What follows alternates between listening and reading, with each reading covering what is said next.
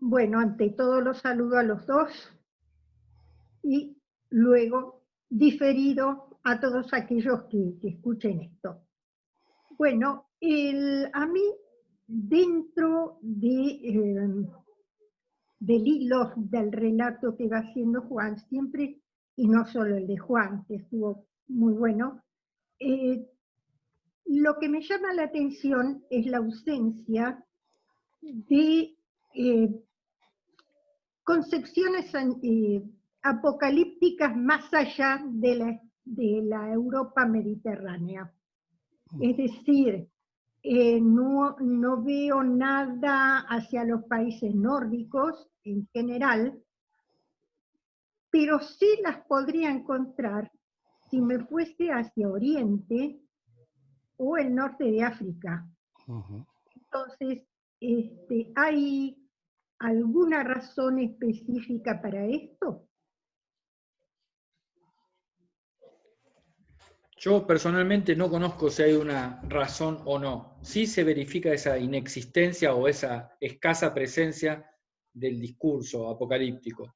En la zona de Alemania y de ahí hacia el occidente, lo que sería Francia, Italia, Península Ibérica, el discurso está muy presente. Inclusive se puede verificar en el siglo XVI, inclusive en el siglo XVII. Es decir, hay una larga tradición en lo que podríamos llamar el occidente. Pero los motivos por los cuales en el caso de Escandinavia no se verifica tanto, la verdad que no los conozco yo. Otra pregunta, o sea que la tradición apocalíptica está generada por las mismas creencias del cristianismo o algunas anteriores que luego de alguna manera han sido adoptadas por el cristianismo.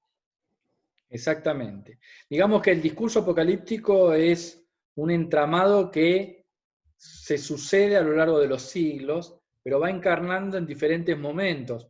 Por eso es tan bueno observar que los personajes que se supone que van a enfrentar al anticristo y van a expandir el cristianismo en esta última etapa, son en general los reyes a los cuales aquellos que construyen el discurso apocalíptico están de alguna manera laudando, están de alguna manera glorificando, los están enalteciendo, que era lo que hacía Arnaud de Villanova con la Casa de Aragón, por ejemplo. ¿Sí?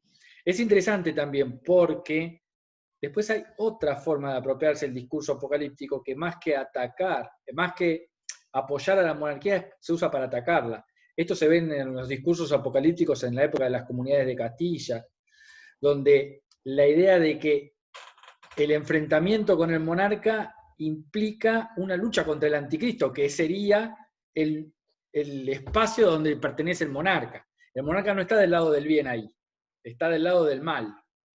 Y esta idea de que de los que están haciendo la revuelta o la revolución están del lado del bien y se están enfrentando al anticristo, que sería el rey o el papa, es una forma diferente, otra variante, que no es la que yo me refería en la exposición.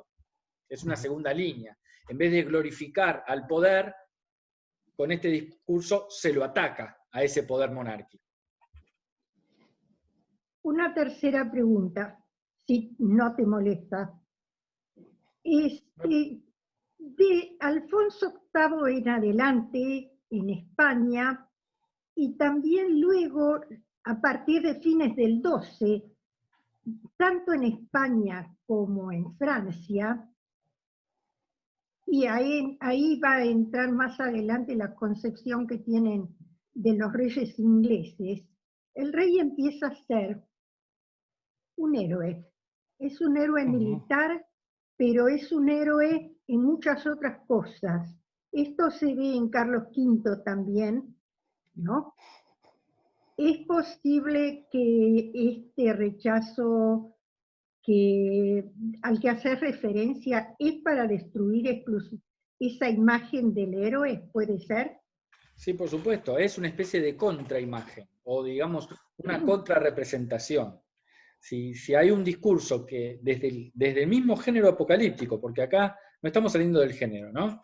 desde el mismo género apocalíptico se utiliza para glorificar al monarca, para ubicarlo en el lugar de aquel que va a enfrentar al anticristo, que va a expandir la cristiandad, que va a El recuperar campeón. Jerusalén, que va a enfrentar al anticristo, que es el vector para el fin de los tiempos, esta segunda variante es para ubicarlo exactamente en el lugar opuesto.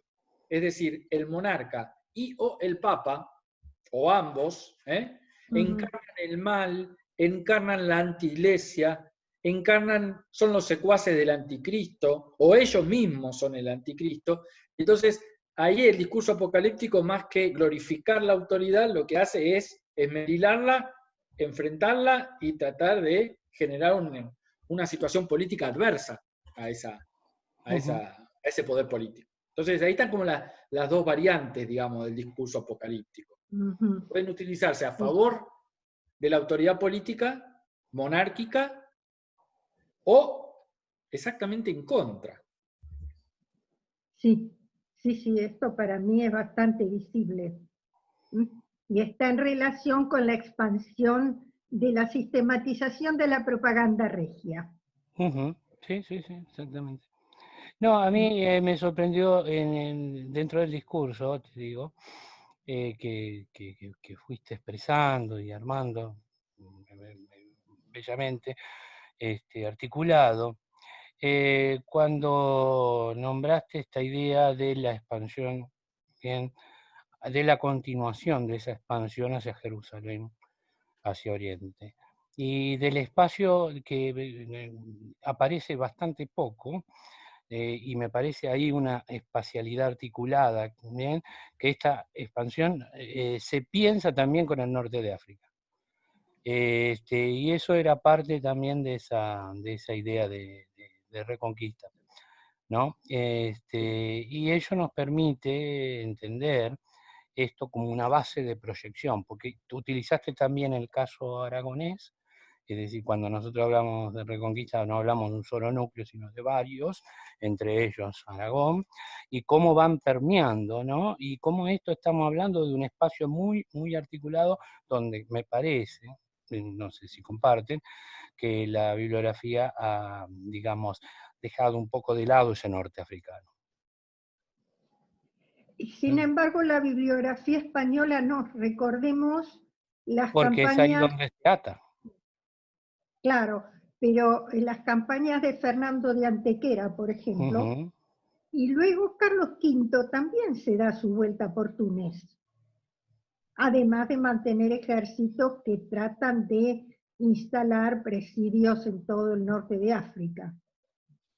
Es decir, que en España, bueno, la cosa era una brasa ardiente, siempre después, aunque los benimerines son rechazados, pero el peligro existe y continúan los piratas. Los piratas, y después los turcos, Pero es decir, los el miedo permanente de Occidente.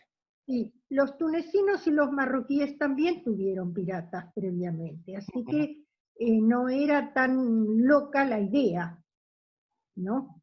Pero de eso a que se transforme en un plan efectivo. Una concepción, claro, que se difunda al resto de la cristiandad es otra cosa.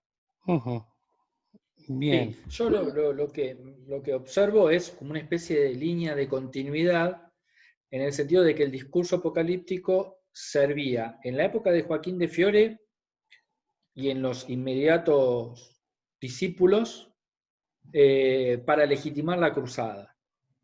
Pero cuando después ese mismo discurso encarna en la península ibérica, lo que podríamos observar es que, si bien es cierto que está el eco de que los reyes deberían encargarse de recuperar Jerusalén, el problema me parece más inmediato que hay en la península ibérica es la cuestión de los moros, ¿no? Y también indirectamente, o no tan indirectamente, de los judíos. Es decir, que me parece que cuando el discurso apocalíptico en la península ibérica de los siglos XIV-XV se está desplegando, ya no están pensando tanto, aunque aparezca en la retórica, la cuestión antigua ya para entonces de Jerusalén, y sí lo que está, digamos, en el proyecto político ahí erigiéndose, es la idea de que los reyes deberían unificar la península en términos cristianos y expulsar, algunos lo dicen explícitamente, a los moros y a los judíos de toda la región. Entonces, a mí me parece que hay como una especie de... Hay una línea de continuidad en el sentido que la cristiandad tiene que luchar contra el infiel, pero cuando bajamos al caso ibérico, la lucha no es tanto por la recuperación de Tierra Santa, es más bien aquí y ahora, en estas tierras, la expulsión de la península, de estos infieles, de estos otros, que no son nosotros, nunca van a ser nosotros, se niegan a ser nosotros, y por lo tanto están con el anticristo. Sí, sí, sí.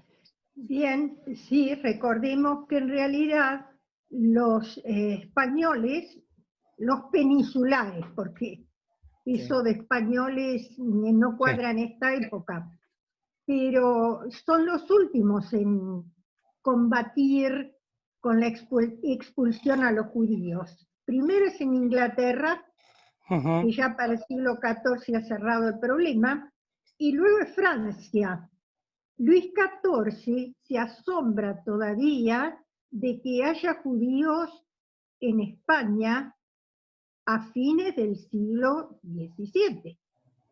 Es decir, que para ellos era una cosa, una posición tomada general acerca de la unidad de la religión en países a su vez con un solo rey y una sola ley.